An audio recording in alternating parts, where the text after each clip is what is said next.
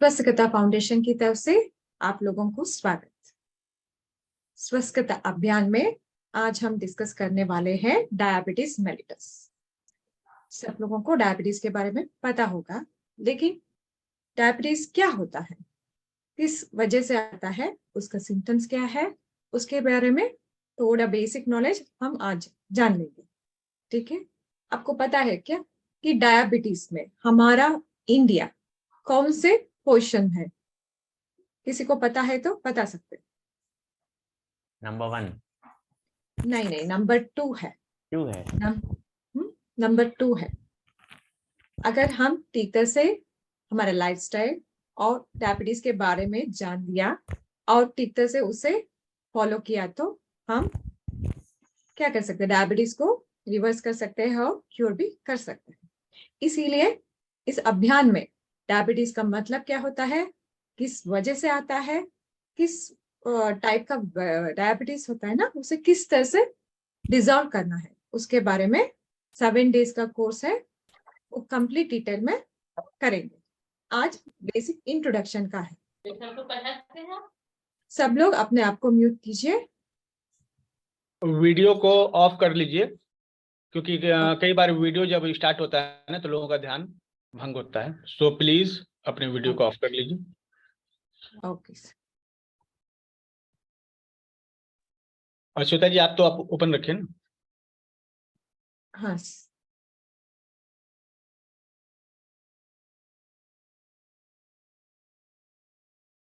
हाँ देखिए, आज जो हम डायबिटीज बताते हैं ना, एक डायबिटीज बेसिकली पैंक्रियास से रिलेटेड डिसीज माना जाता है।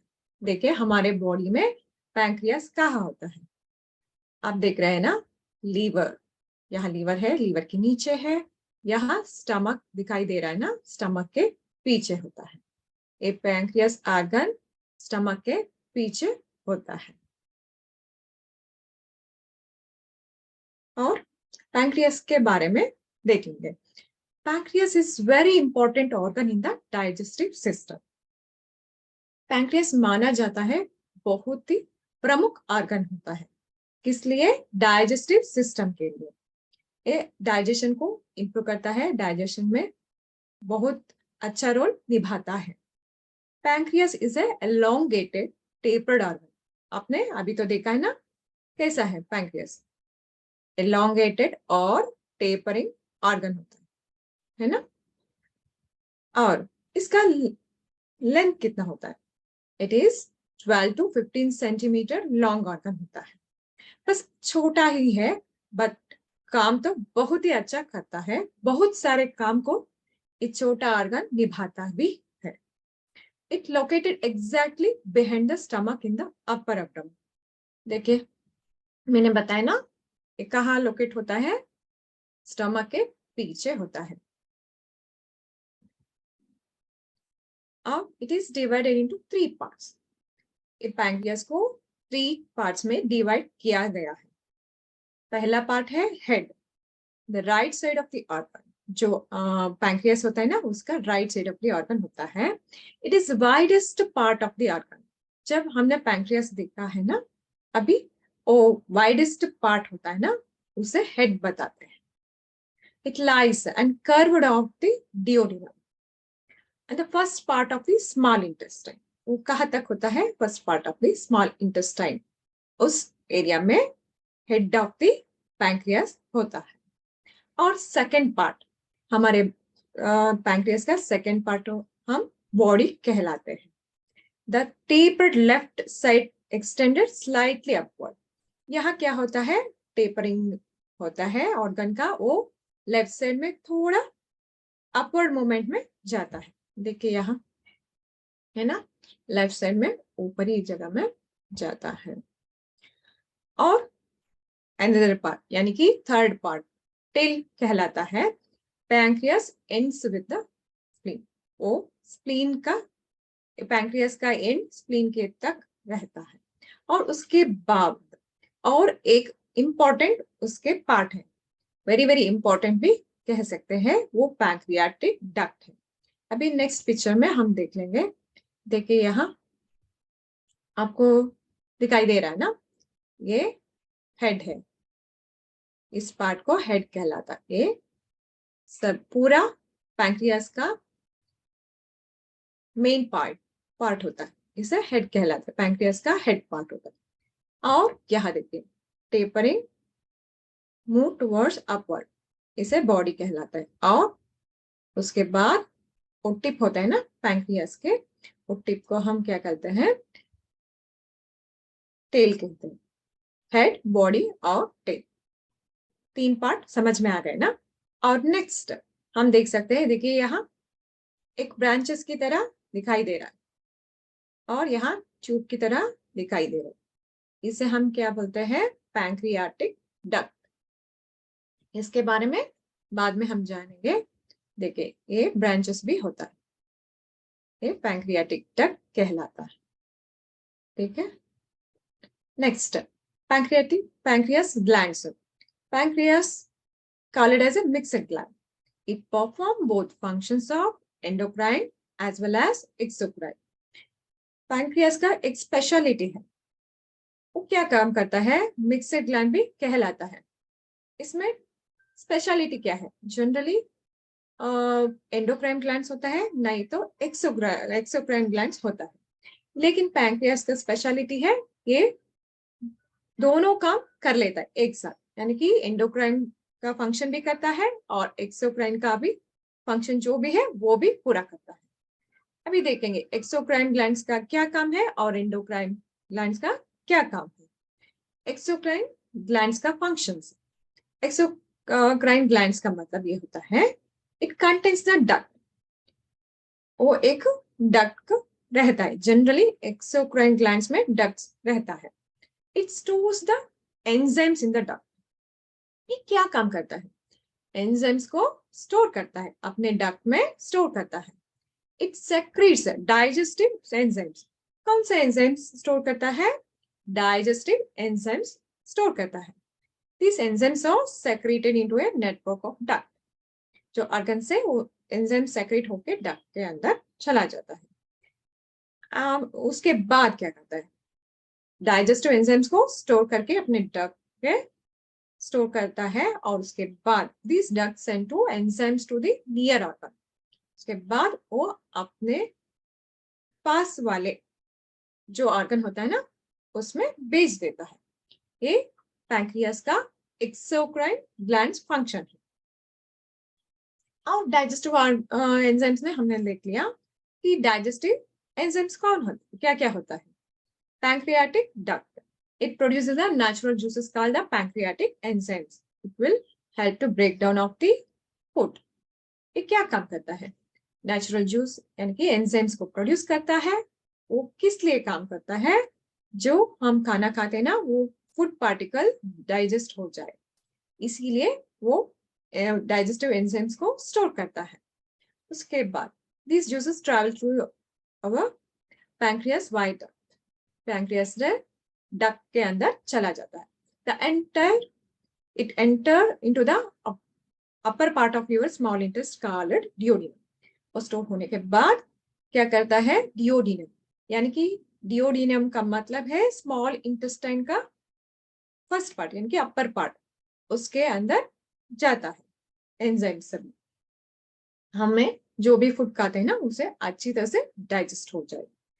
Each day pancreas produces 8 ounce of digestive juices. 8 ounce तक ये digestive juices produce करता है, जो हम खाना खाते हैं ना वो ठीक तरह से पच जाए। लाइपेज, जो एंजाइम्स है ना, इंपॉर्टेंट एंजाइम्स जो है वो मैं अभी बता रही हूँ। Lipase, these enzymes helps to digest fat metabolism. Lipase एक एंजाइम होता है, उसका काम क्या है, फैट जो भी हम खाना खाते हैं ना, फैट पार्टिकल्स जो भी है उसे अच्छी तरह से डाइजेस्ट कर लेता है, इसीलिए लाइपेज इंपॉर्टेंट होता है। फैट मेटाबॉलिज्म में लाइपेज इंपॉर्टेंट होता है। इसी तरह से दूसरा वाला है प्रोटीज। ये एंजाइम क्या करता है, हेल्प टू डाइजेस्ट प्रोटीन, यानी कि प्रोटीन जब भी हम फूड खाते हैं ना उस वक्त प्रोटीन छोटे छोटे टुकड़े बनाकर उसका मेटाबॉलिज्म भी कर लेता है। और तीसरा वाला है अमाइलेज। ये क्या करता है, it helps to digest a complex carbohydrates. हमारे खाने में कार्बोहाइड्रेट्स जो भी हो उसे पचाने के लिए अमाइलेज हेल्प करता है।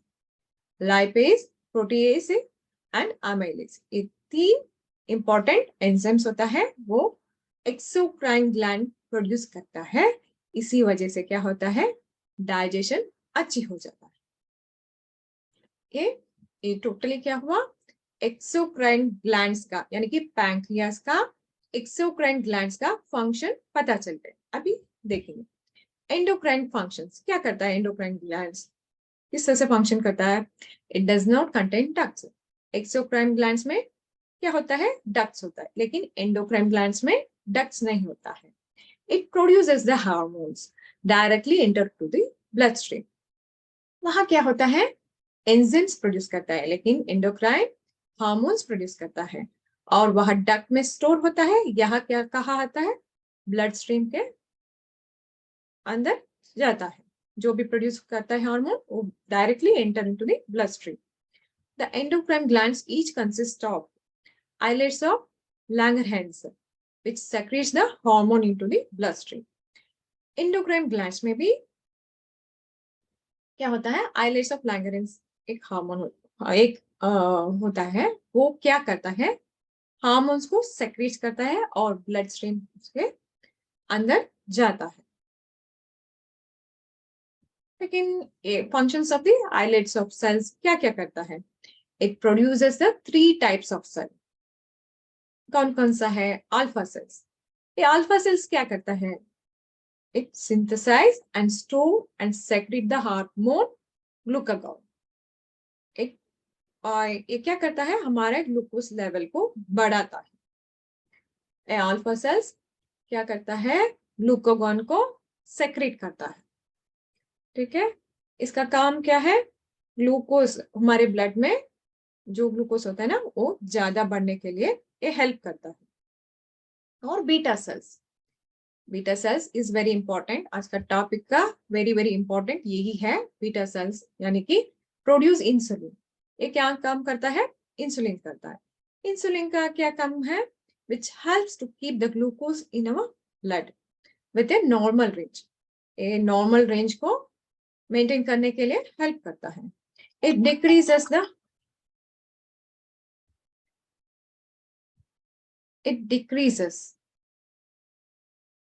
decreases the glucose in the blood। हमारे ब्लड में ग्लूकोज का लेवल को बैलेंस कम करता है। ये बीटा सेल का इंसुलिन ये काम करता है। Delta sales secrets the somatostatin. ये कौन सा हार्मोन सेक्रेट करता है, सोमेटोस्टैटिन। ये क्या काम करता है, it helps in the secretion of the digestive juices. It balances the alpha and beta cells functions. जब सोमेटोस्टैटिन क्या काम करता है, डाइजेस्टिव जूसेस को प्रोड्यूस करता है और उसके साथ साथ डाइजेशन अच्छा बना देता है, और उसके साथ साथ बैलेंस करता है, अल्फा और बीटा सेल को बैलेंस करता है। अभी देखेंगे इंसुलिन का क्या क्या काम। Insulin is produced by beta cells of islets of Langerhans in the pancreas. It regulates the blood sugar level. Already हमने जाना है कि ये क्या काम करता है, हमारे ब्लड शुगर लेवल को ठीक तरह से मेंटेन करता है। After we eat carbohydrates break down into glucose. A sugar that is the ये क्या होता है, बेसिक यानी कि प्राइमरी सोर्स ऑफ एनर्जी होता है। जो भी हम खाना खाते हैं ना उस वक्त क्या होता है, कार्बोहाइड्रेट्स ब्रेक डाउन होता है, उसके बाद क्या मिलता है, हमें ग्लूकोज मिलता है। एक ग्लूकोज हमारे ब्लड में रहता है, वो प्राइमरी एनर्जी सोर्स होता है। जो भी हम काम करते हैं ना उसके लिए ग्लूकोज आवश्यक होता है।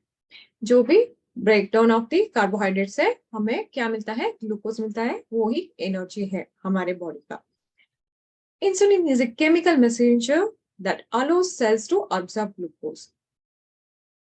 ए शुगर एंड ये मैसेंजर की तरह काम करता है और क्या करता है, ग्लूकोज को लेता है और वो ब्लड को यानी कि ब्लड से इंसुलिन क्या करता है, शुगर को सेल तक पहुंच जाता है। यानी कि हम एक एग्जांपल सोच सकते हैं कि क्या है, जब भी एक दो किनारा है, एक किनारे से दूसरी ओर हमें जाना है, उस वक्त हमें क्या करना है, स्विमिंग नहीं है आता है तो उस वक्त हम क्या करते हैं, नाव चूज करते हैं। इसी तरह से एक किनारे से दूसरे किनारे तक जाने के लिए हम नाव में बैठ के जाते हैं। इसी तरह इंसुलिन नाव की तरह काम करता है। हमारे ब्लड में जो ग्लूकोज होता है ना, उसे लेकर सेल तक पहुंच जाता है। ठीक है, इस सिंपल में से जो एग्जाम्पल से आप समझ सकते हैं कि इंसुलिन का क्या काम होता है। Higher level of glucose, the more insulin goes into production to balance the sugar in the blood. जब भी हमारा बॉडी में ज्यादा ग्लूकोज प्रोडक्शन हो गया, उस वक्त क्या करता है, इंसुलिन हमारे ब्लड शुगर लेवल को भी बैलेंस करता है। It increases the entry of glucose into the muscles and adipose tissue. उस वक्त वो क्या करता है, ज्यादा ग्लूकोज बढ़ने से वो मसल को भी बेचता है और एडिपोज टिश्यू को भी बेचता है। After you eat, when insulin levels are high, excess glucose is stored in the liver as a in the form of glycogen. जब भी हमारे बॉडी में इंसुलिन यानी कि ग्लूकोज का मात्रा ज्यादा बढ़ गया है, उस वक्त लीवर क्या करता है, उसे ग्लाइकोजन बना के कन्वर्ट करके अपने अंदर स्टोर कर लेता है। ये कब यूज करता है, जब हम जो खाना खाते हैं ना, उस वक्त टाइम ज्यादा होता है। जनरली हम सुबह से खाना नहीं खाते हैं, कभी कभी 2 बजे से 1 बजे खाना खाते हैं ना, उस वक्त हमारे बॉडी में एनर्जी कहाँ से मिलेगी, ये लीवर ग्लाइकोजन को स्टोर करता है ना। उस वक्त जब भी हम खाना ना खाएं, उस वक्त क्या होता है, एक ग्लाइकोजन क्या होता है, कन्वर्ट होके ग्लूकोज हो जाता है। उसके बाद हमारे बॉडी में एनर्जी सप्लाई हो जाती है। इस तरह से इंसुलिन ग्लूकोज को रेगुलेट करता है, बैलेंस करता है, मेंटेन करता है और हमारे बॉडी में सेल के अंदर भेज देता है। और उसके साथ साथ इंसुलिन और भी काम करता है कि increases the lipid synthesis. Lipid synthesis में भी इंसुलिन हेल्प कर देता है। और एक एग्जांपल है, देखिए, जिस तरह से ए पिक्चर देख के आपको मालूम हो जाएगा कि इंसुलिन किस तरह से काम करता है। अब ये देख सकते हैं ना, एक्चुअली इंसुलिन रिसेप्टर, ये एक्चुअली सेल है, देख रहे हैं ना, ये सेल है, एक इंसुलिन रिसेप्टर है। यहाँ इंसुलिन रिसेप्टर है और यहाँ इंसुलिन है। जब भी इंसुलिन एक की एंड लॉक की तरह वर्क करता है, जब भी इंसुलिन इसके अंदर जाकर लॉक हो जाता है, उस वक्त आप यहाँ पिक्चर में भी देख सकते हैं, एक ग्लूकोज चैनल होता है और यहाँ ग्लूकोज होता है। जब भी ये अंदर जाके लॉक हो जाता है, उस वक्त यहाँ ग्लूकोज का चैनल ओपन हो जाता है। देखिए यहाँ आपको समझ में आ जाएगा, जब भी इंसुलिन जाकर रिसेप्टर के अंदर चला गया है ना, अभी यहाँ क्या हुआ है, चैनल ओपन हो गया है और ग्लूकोज अंदर जा रहा है। ये सिंपल मैकेनिज्म है। इस तरह से हमारे बॉडी में इंसुलिन काम करता है। अभी देख लीजिए, बाद में आपको समझ में आएगा कि डायबिटीज 1 डायबिटीज 2 क्या है, उस वक्त आपको समझ में आ जाता है। और हमारे normal value of the blood sugar क्या है। ब्लड शुगर का जनरली क्या करता है, एम्प्टी स्टमक में ब्लड टेस्ट करवाते हैं, उस वक्त फास्टिंग ब्लड शुगर कितना होना चाहिए, 70 to 110 mg पर डेसीलीटर। ये नॉर्मल वैल्यू है, यानी कि जो हेल्दी पर्सन होते हैं ना, उनका नॉर्मल वैल्यू है। अगर डायबिटीज है तो इसका मात्रा क्या होता है, ज्यादा होता है, 110 से ऊपर चला जाता है। डायबिटीज है उस वक्त जो भी है वैल्यू वो ज्यादा हो जाता है एम्प्टी स्टमक में। और रैंडम ब्लड शुगर भी चेक करवाते हैं जनरली, वो कितना होना चाहिए नॉर्मल वैल्यू, 110 to 140 mg पर डेसीलीटर। ये आफ्टर फूड किया जाता है, यानी कि पहले एम्प्टी स्टमक में किया है, उस वक्त 70 to 110 mg पर डेसीलीटर होता है। और रैंडम ब्लड शुगर है तो 110 to 140 mg पर डेसीलीटर होता है।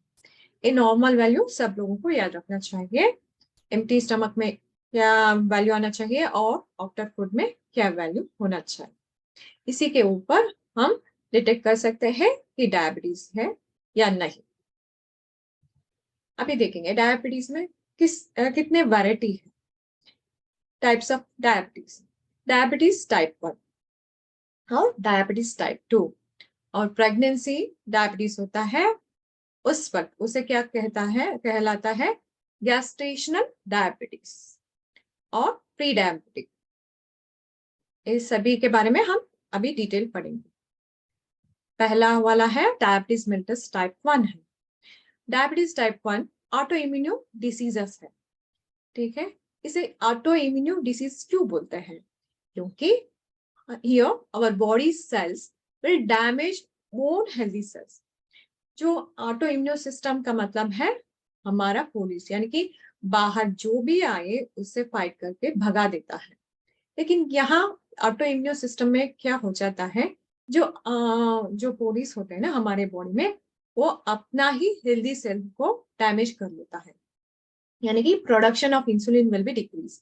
जो इंसुलिन प्रोडक्शन होता है उस वक्त ऑटो इम्यूनो डिसीज की वजह से वो इंसुलिन खत्म भी हो जाता है। इसी वजह से क्या होता है, इंसुलिन हमारे ब्लड शुगर को ब्लड से कहाँ तक, सेल तक पहुंच ना पाती है। इसीलिए हमारे ब्लड में शुगर लेवल ज्यादा बढ़ता है और उसी वजह से डायबिटीज मेलिटस टाइप 1 हो जाता है। So insulin will be decrease in the blood, so glucose quantity will be more in the blood. यहाँ क्या होता है, इंसुलिन का जो भी कितना प्रोडक्शन होता है वो डिक्रीज होता है और ग्लूकोज का क्वांटिटी ब्लड में ज्यादा होता है। Here body fail to transport glucose from blood to cell। यहाँ क्या हो जाता है, हमने ऑलरेडी यहाँ पिक्चर में देखा है ना, क्या करता है, इंसुलिन आता है तो ग्लूकोज चैनल ओपन आता है, ग्लूकोज अंदर चला जाता है। लेकिन टाइप 1 डायबिटीज में ग्लूकोज ही नहीं आता है तो यहाँ रिसेप्टर के अंदर लॉक नहीं हो जाता है, यहाँ ग्लूकोज का चैनल ओपन नहीं होता है। जो ग्लूकोज है हमारे ब्लड में ही रह जाता है। और it is also called as juvenile diabetes. नाम तो बहुत ही अच्छा है, इसे और भी एक नाम से कहलाता है कि juvenile diabetes. Generally 10% of world population contain this type 1 diabetes. ज्यादातर नहीं होता है, 10% ऑफ द पॉपुलेशन में जो भी डायबिटिक होते हैं ना उसमें 10% of the people will suffer from this type 1 diabetes. Generally occurs in the children, ये जनरली चिल्ड्रंस में होता रहता है। It is also called as a insulin dependent diabetes, क्योंकि यहाँ इंसुलिन ही प्रोड्यूस नहीं होता है ना, इसीलिए बाहर से हम इंसुलिन देते हैं। इसी वजह से टाइप 1 डायबिटीज को क्या बोलते हैं, इंसुलिन डिपेंडेंट डायबिटीज। और देखते हैं हम डायबिटीज का सिम्टम्स क्या क्या होता है। थर्स्ट होता है और एक्सेस स्वेटिंग होता है और पॉलीयूरिया। पॉलीयूरिया का मतलब यूरिन, फ्रीक्वेंट यूरिनेशन भी होता है। एक्सेस हंगर, उस व्यक्ति में क्या होता है, भूख ज्यादा लगता है।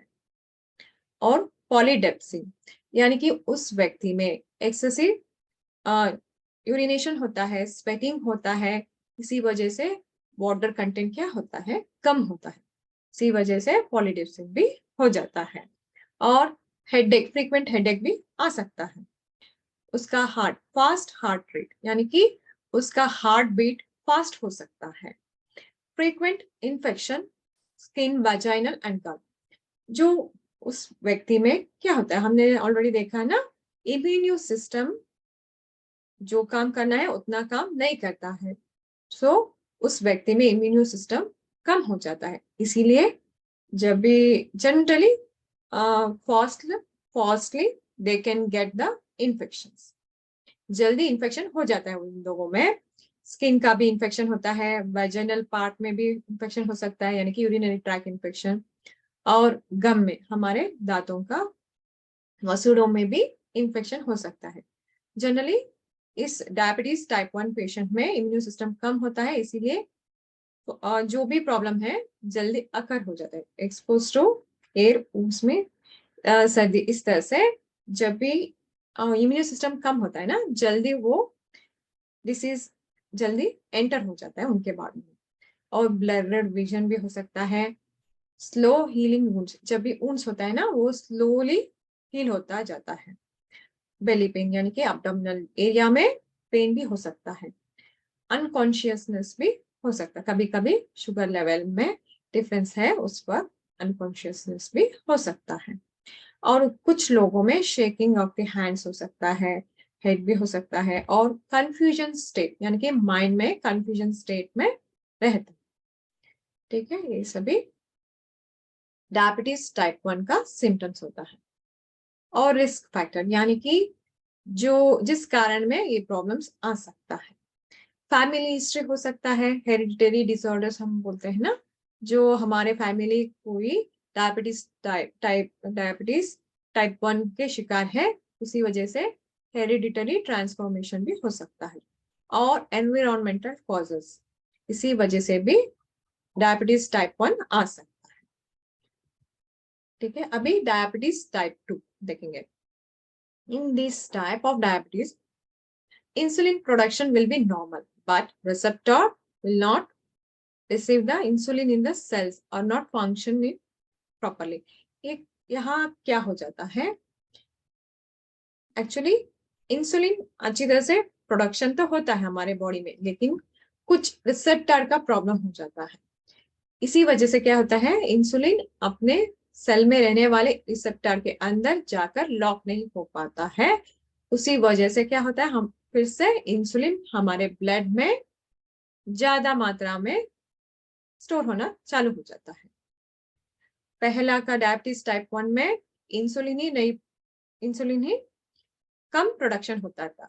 यहाँ क्या होता है, इंसुलिन नॉर्मल प्रोडक्शन होता है, लेकिन इंसुलिन रिसेप्टर की वजह से इंसुलिन अंदर नहीं जा पाता, यानी कि ग्लूकोज का चैनल ओपन नहीं कर पाता, इसीलिए ब्लड में ग्लूकोज का लेवल बढ़ जाता है। This is the main cause of this type of diabetes. यही मेन कॉज होता है type 2 diabetes. This leads to more glucose in the blood, cell is not ready to take insulin. मैंने बताया ना, इंसुलिन यहाँ प्रोडक्शन तो होता है ग्लूकोज यानी कि इंसुलिन का, लेकिन यहाँ सेल रिसीव करने के लिए रेडी नहीं होता है। इसीलिए इस कंडीशन को क्या बोलते हैं, we call it as insulin resistant. It can be reversible. इस टाइप 2 डायबिटीज को रिवर्स कर सकते हैं easily, we can reverse this type of diabetes. It में occurs in the old age people. वहां हमने टाइप 1 डायबिटीज चिल्ड्रन में पाया जा सकता है, यहाँ type 2 diabetes old age people में पा सकते हैं। It can called as lifestyle disorder. It is also called as a lifestyle disorder, क्योंकि हमारे लाइफस्टाइल से ही ये प्रॉब्लम आ सकता है, डायबिटीज मेलिटस टाइप 2। इसीलिए हम कहते हैं ये लाइफस्टाइल डिसऑर्डर्स है। मोस्ट ऑफ द पीपल में occurs this type of diabetes, यानी कि मैक्सिमम, यानी कि किसी को डायबिटीज है, मैक्सिमम पीपल को टाइप 2 डायबिटीज ही होता है।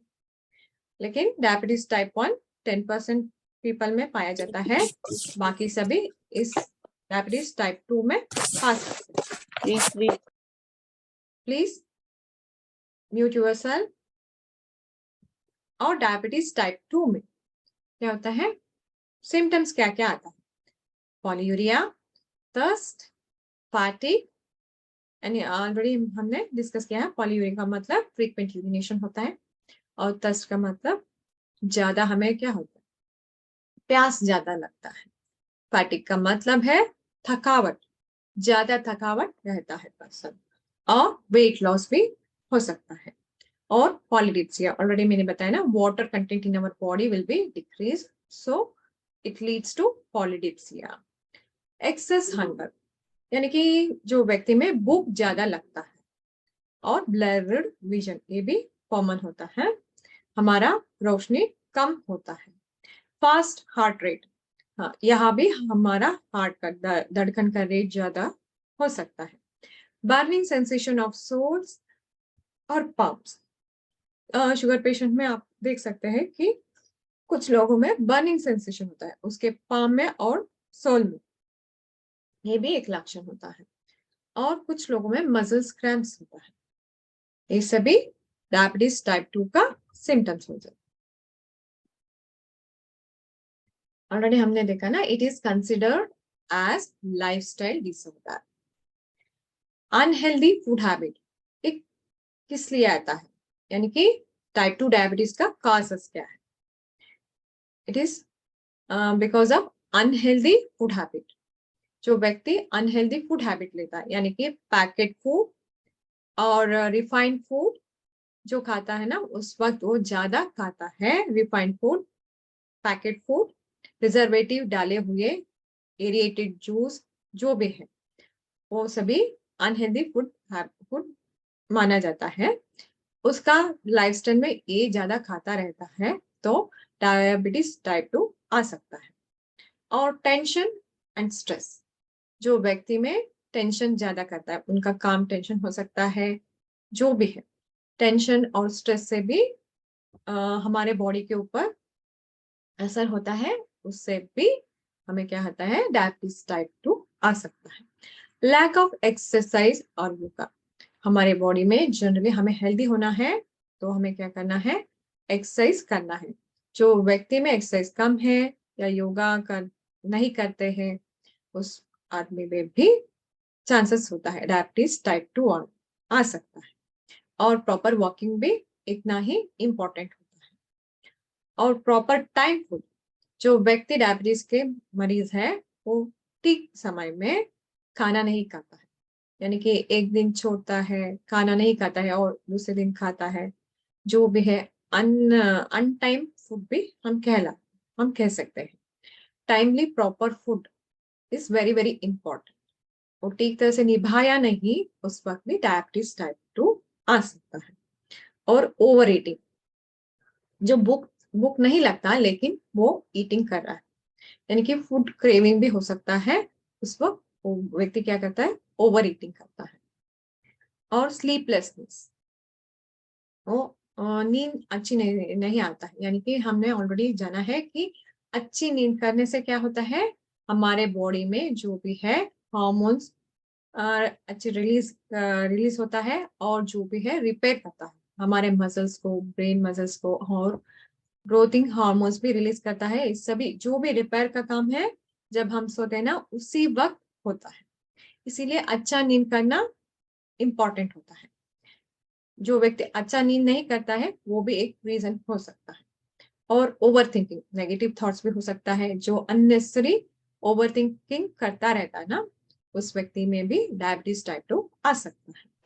और एज फैक्टर, यानी कि 40-50 इयर्स के बाद भी डायबिटीज टाइप 2, यानी कि लाइफस्टाइल में कुछ डिफरेंसेस है, उस वक्त भी ये डायबिटीज टाइप 2 आ सकता है।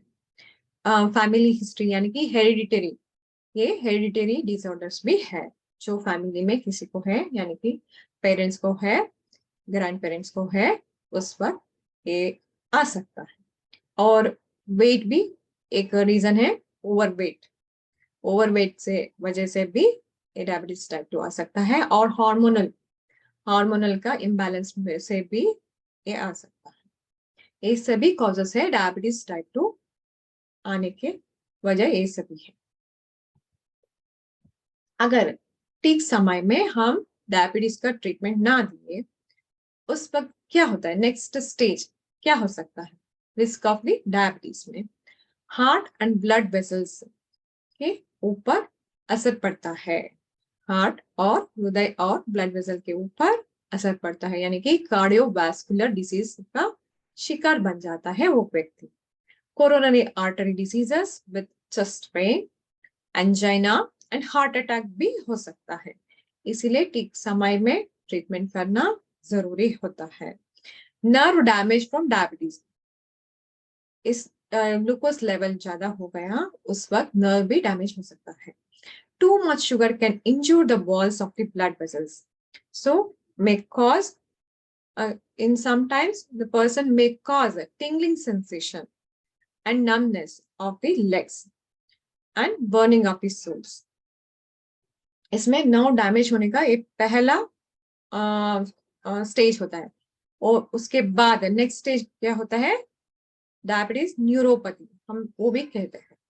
उसमें क्या होता है, नर्व डैमेज होता जाता है, जितना इंसुलिन यानी कि बॉडी में ग्लूकोज डिपॉजिट होता है ब्लड में, उस उतना ही नर्व यानी कि नर्व डैमेज होता स्टार्ट होता है और डैमेज भी होता है, उसे डायबिटीज न्यूरोपैथी भी कहते हैं।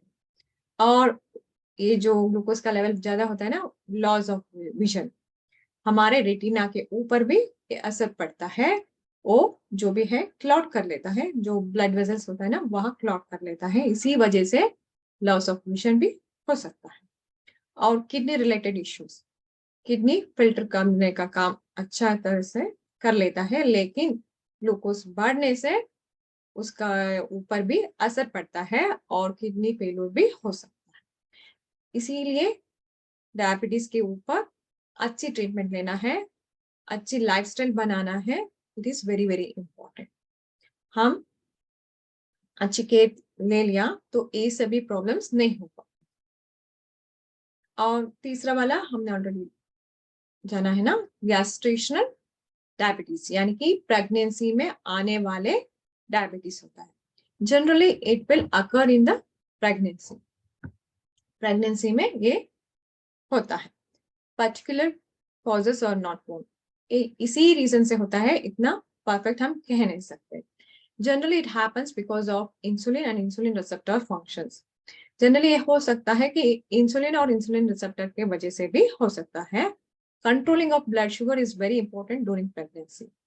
जब हमारे प्रेगनेंसी में इसे शुगर लेवल को मेंटेन करना वेरी वेरी इंपॉर्टेंट होता है। Carefully handle throughout the pregnancy so that the mother and foetus will be healthy. जो हमारे प्रेगनेंसी में अच्छी तरह से हम देखभाल किया, उससे क्या होगा, मदर और फीटस दोनों का हेल्थ अच्छे होता है। After delivery it will be dissolved. Delivery के बाद क्या हो जाता है, ये गेस्टेशनल डायबिटीज जो होता है वो डिसॉल्व हो जाता है। इट इज अ टेम्पररी, जो 9 मंथ्स में आता है और बाद में चला भी जाता है। इसका सिम्टम्स क्या क्या होता है, थर्स्ट होता है, एक्सेसिव हंगर होता है और फ्रीक्वेंट यूरिन होता है और ईस्ट इन्फेक्शन होता है और फैटिग, ये सभी ए प्रॉब्लम सिम्टम्स होता है। ठीक है, गैस्ट्रेशनल डायबिटीज का सिम्टम्स होता है।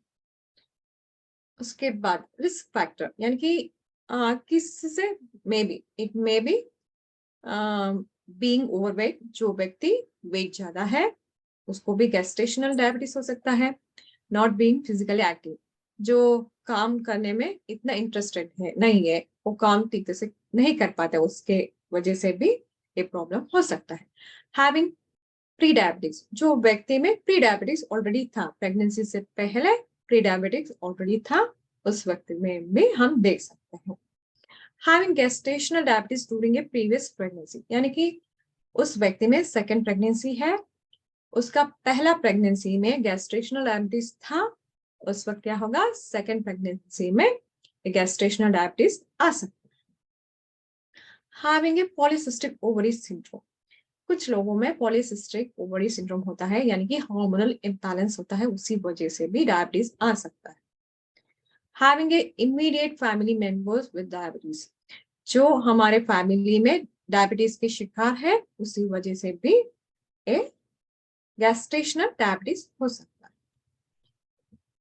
और कॉम्प्लिकेशन, यानी कि प्रेगनेंसी में गैस्ट्रेशनल डायबिटीज होता है ना, उसका कॉम्प्लिकेशंस क्या क्या होता है, एक्सेसिव बर्थ वेट, जो बेबी बर्थ होता है ना उसका वेट ज्यादा होता है।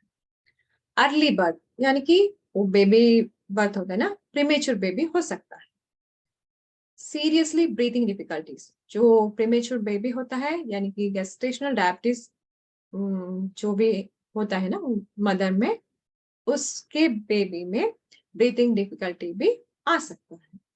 और low blood sugar, it may cause hypoglycaemia भी हो सकता है।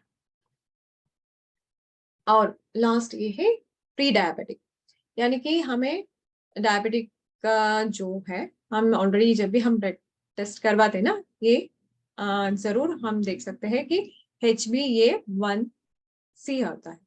इसका मतलब हमारे हीमोग्लोबिन में ग्लूकोज कंटेंट कितना अटैच है, ये टेस्ट करने से वो हमें पता चलता है। यानी कि नॉर्मल वैल्यू क्या होता है, 4.12 से लेकर 5.7% है, वो नॉर्मल कहलाता है। 5.8 से 7.7% है, उसे क्या हम कह सकते हैं, प्री डायबिटिक, गुड कंट्रोल में रह सकते हैं। देखिए 7.1 से 8% है एवरेज, यानी कि फिर ओके एडिक्वेट कंट्रोल हो सकता है।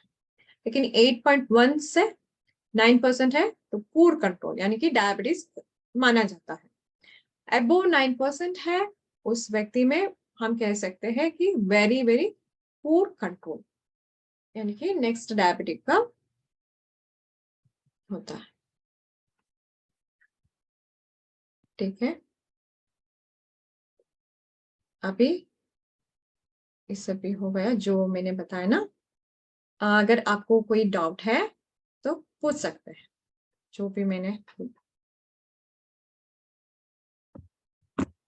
जो बेसिक है उसके बारे में। Hello hello madam. हाँ मैम क्या बताइए। जिसका 7 हो, क्या वो भी अपने आप को कंट्रोल कर सकता है? उसका भी खत्म हो सकता है? क्या क्या मुझे ठीक से समझ में नहीं आया। डायबिटीज मैं कह रही हूँ, जिसका 7 हो, क्या उसका भी खत्म हो सकता है? वो भी एक नॉर्मल लेवल पे आ सकता है? प्री डायबिटिक के बारे में बता रहे हैं ना आप? जी जी जी। हाँ, जो भी है नॉर्मल कर सकते हैं, जो भी है सब कुछ नॉर्मल कर सकते हैं। इनकी प्रॉपर डाइट, प्रॉपर एक्सरसाइज, जो भी हमारा 7 डेज का कोर्स है ना, उसमें हम डिटेल में बताते हैं कि कौन से सिस्टम यूज करने से आपको नॉर्मल कर सकते हैं। यानी कि हम कहते हैं टाइप 1 डायबिटीज रिवर्सिबल नहीं है, लेकिन ठीक तरह से ट्रीटमेंट लेने से क्या होगा, वो भी रिवर्सिबल हो सकता है। मैम मेरा 7.9 है और मेडिसिन चलता है, तो उसको भी कंट्रोल कर सकते हैं, कम कर सकते हैं मेडिसिन को? डेफिनेटली कम कर सकते हैं और रिवर्स भी कर सकते हैं, लेकिन क्या है ना, प्रॉपर डाइट लेना है, प्रॉपर ट्रीटमेंट लेना है। एकदम हम कम नहीं कर सकते हैं, उसके साथ साथ जो भी मेडिसिन ले रहे हैं ना अभी, उसके साथ हाँ। साथ प्रॉपर डाइट हम 7 डेज एक एक सिस्टम के ऊपर हम बताते हैं आपको, किस सिस्टम को आपको अच्छा लगा उस सिस्टम को आप अपनाइए और कंटिन्यू कीजिए, जरूर आपको रिजल्ट मिलेगा। रिवर्स तो कर ये सकते हैं। क्लासेस रहेंगी 7 डेज तक रोज? हाँ हाँ मैम, ओके, हर रोज थैंक 5:30 यू। से 6:30 तक रहेगा। एक एक सिस्टम हाँ के ऊपर डायबिटीज को किस तरह से कंट्रोल और रिवर्स कर सकते हैं बताया जाता है। मैम, आज मैंने बहुत लेट ज्वाइन किया, तो पहले कुछ बताया था आपने? ये सभी डायबिटीज के ऊपर ही बताया था। अच्छा, इसका रिकॉर्डेड वीडियो मिल जाएगा ना? हाँ मिल जाएगा, जो भी आपको रिकॉर्डेड है साइट बाद में Thank you. बताएंगे। साइट जो मैम जैसे डाउट कि खाना खाना वगैरह जो है, जिसमें किसी हमें जब कौन सी डाइट लेनी चाहिए, प्रोटीन लेनी चाहिए, या जो भी हमारे को मिलेटस लेना चाहिए, क्या आप उसके बारे में भी बताएंगे प्लीज? हाँ क्योंकि जरूर कार्ब बताएंगे।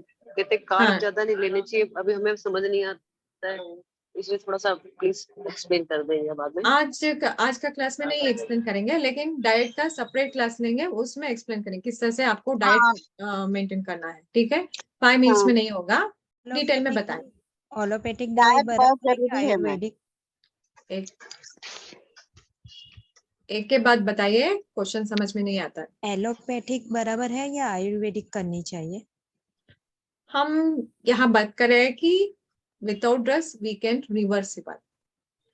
ओके। ठीक है, आप हम ये तो नहीं कहेंगे एलोपैथी अच्छा है, आयुर्वेदिक अच्छा है, होम्योपैथी अच्छा है, नहीं। लेकिन सभी सिस्टम है जो हम बताएंगे, आपको कौन सा सिस्टम अच्छा लगेगा आप अपनाइए और रिजल्ट ले लीजिए। और पैरों में कुछ नम होता है तो उसका सॉल्यूशन मिलता है क्या?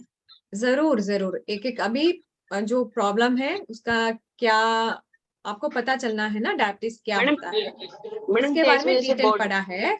नेक्स्ट क्या होता है, एक एक सिस्टम के ऊपर हम डिटेल में पढ़ाएंगे। कल होम्योपैथी का सेशन होगा, तो होम्योपैथी के बारे में जो ड्रग्स है, मेडिसिन है, वो बताते हैं संजय सर। इसी तरह से एक एक दिन एक एक टॉपिक के ऊपर आपको जानकारी मिलेगी। मैडम क्या जैसे बॉडी को डिटॉक्स वगैरह भी करने का बताएंगे आप इसमें, क्योंकि कहते हैं कि लीवर किडनी वगैरह सब पे स्पिन पे सब इफेक्ट पड़ता है, पूरा तो क्या आप डिटेल बताएंगे? में नहीं बताएंगे कि यहाँ डाइट के ऊपर कंसंट्रेट कर रहे हैं। अगर आपको डिटॉक्स का चाहिए तो सभी वीडियोस रेडी हैं, उसे देख सकते हैं आप। डाइट मैम तो मेन जरूरी है मैम, डाइट का हम लोग को उतना नॉलेज नहीं है, इसीलिए एक पूरा चार्ट होना चाहिए सुबह से शाम तक का। जरूर वो वो बता भी सोच दीजिए। रहे हैं, वो भी कर लेंगे। हाफ एन हाँ आवर हाँ का मैडम पूरा क्या डाइट का डिटॉक्स वाले सेशन। का लिंक मिल जाएगा? डिटॉक्स वाले का लिंक मिल जाएगा हाँ जरूर या मिलेगा। कौन से वाले प्लीज बता दीजिएगा। साथ में हाँ मत उसके बाद और आपको generally please I request to everyone, don't ask any risk यानी एनी लिंक और any recorded session, you just ask me कि अबाउट। हाँ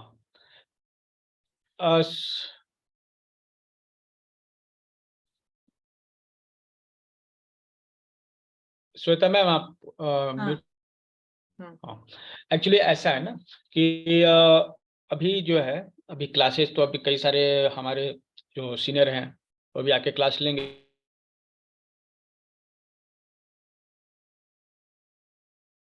इस बीमारी को समझेंगे, आप मंत्रों से भी चिकित्सा करेंगे, आप स्विच वर्ड से यूज करेंगे, एक्यूप्रेशर का इस्तेमाल करेंगे, सुजो का इस्तेमाल करेंगे, कलर थेरेपी, सीट थेरेपी, तो बहुत सारी चीजें ऐसी बताई जाएंगी जो नॉर्मली हम लोग ट्रीटमेंट में नहीं लाते हैं। हम लोग ट्रीटमेंट में केवल एलोपैथी या फिर हुआ तो आयुर्वेद लेते हैं, ठीक है। लेकिन रिजल्ट आपको चाहिए ना, तो आपको किस तरीके से हम रिजल्ट ला सकते हैं, बेहतर हम कर सकते हैं, तो आपको पहले समझ होनी चाहिए कि क्या क्या है।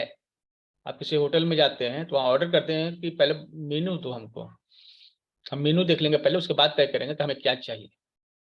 तो उसी तरह यहाँ भी जो है ना, आप पहले मेनू तो देख लीजिए कि क्या क्या है, ठीक है। और जब आप देख लेंगे उसके बाद जो है तय करेंगे कि क्या करना है क्या नहीं करना है, ठीक है। इस चीज को हम लोग ध्यान देते हैं। थैंक यू श्वेता जी, हमेशा की तरह आपके क्लास रही, ठीक है। तो यहाँ पे हम ये कहना चाह रहे हैं कि कुछ टेक्निकल चीजें जो आप लोग जान जाइए। टेक्निकल चीजों में क्या है कि ये तो ट्रेनिंग का हिस्सा है, 7 दिन आपको ट्रेनिंग है। संडे और सैटरडे को टाइम,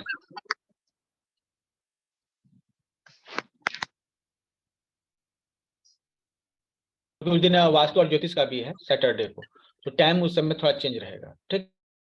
लेकिन इसमें अगर वास्तु शास्त्र हम थोड़ा चेंज करें तो कैसे रिजल्ट ला सकते हैं इस बारे में, और ज्योतिष में भी हम लोग देखेंगे किन चीजों के कारण हमें इस तरह की समस्याएं होती हैं, तो ये भी हमारा टॉपिक, ठीक है। तो टॉपिक काफी वास्ट है और बहुत ज्यादा जो है हम लोगों ने डाइवर्सिटी रखी है ताकि हर एंगल से आपको एक सूचना मिले।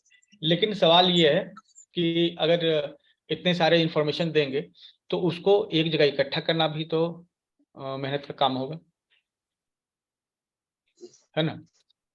तो आपको भी सुविधा हो इसलिए आप सिंपल सा एक काम कीजिए, हमारा साइट का लिंक दिया हुआ है, रजिस्ट्रेशन का लिंक दिया हुआ है, उस रजिस्ट्रेशन के लिंक को आप क्लिक करेंगे ना, सभी ग्रुपों में मैंने शेयर किया है, उस रजिस्ट्रेशन के लिंक को अगर आप ओपन करेंगे तो डेली 5:30 बजे वो जो टाइम है उसका वो आपका ओपन हो जाएगा, ठीक है।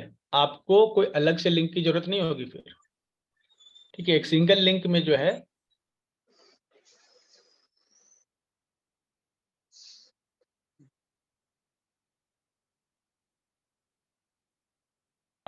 लिंक मिल जाएगा जूम का, आप उसको ज्वाइन कर सकते हैं, ठीक है। तो ये हो गया 2 बातें। पहले तो आप लिंक से रजिस्ट्रेशन कर लीजिए, दूसरा आप ग्रुप को ज्वाइन कर।